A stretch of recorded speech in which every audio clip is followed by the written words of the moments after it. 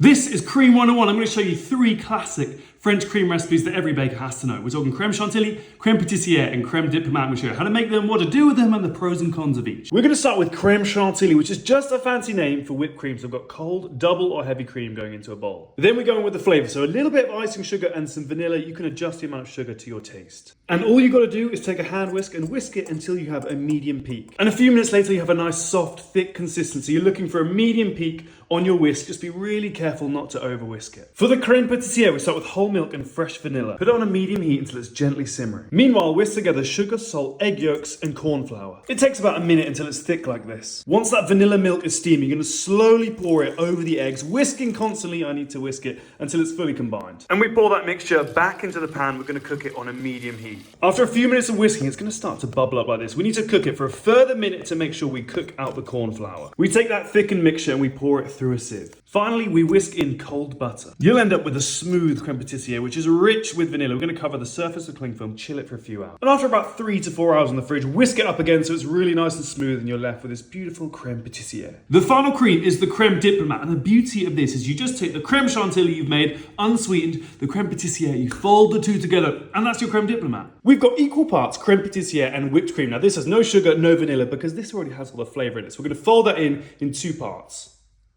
You're left with this Crème Pâtissière, Crème Chantilly hybrid, which has the lightness of the whipped cream, but then this beautiful creaminess from that Crème Patissière. Now you can make this thicker if you chill it, or you can just whip that cream a little bit firmer. So starting with the Crème Chantilly, which is just a fancy name for whipped cream. It's easy, it's delicious, it's an absolute classic. It goes well with pie, on top of fondants, but it is not as stable. Because it's just whipped cream, you can over whip it, so it's not great for things like piping. Crème Patissière, also known as pastry cream, is a French classic, and it's much thicker and more indulgent because of the egg yolks in there. It's great for filling things like eclairs or even donuts, but it has a slightly heavier mouthfeel and it's not the right texture to do detailed piping work. Crème Diplomate is kind of the best of both worlds because you get the lightness of the whipped cream, you get the richness of the Crème Patissière, so you can kind of swap it out for either one of those. I would say it has slightly more stability than whipped cream, so you can do some detailed piping work if you whip it up.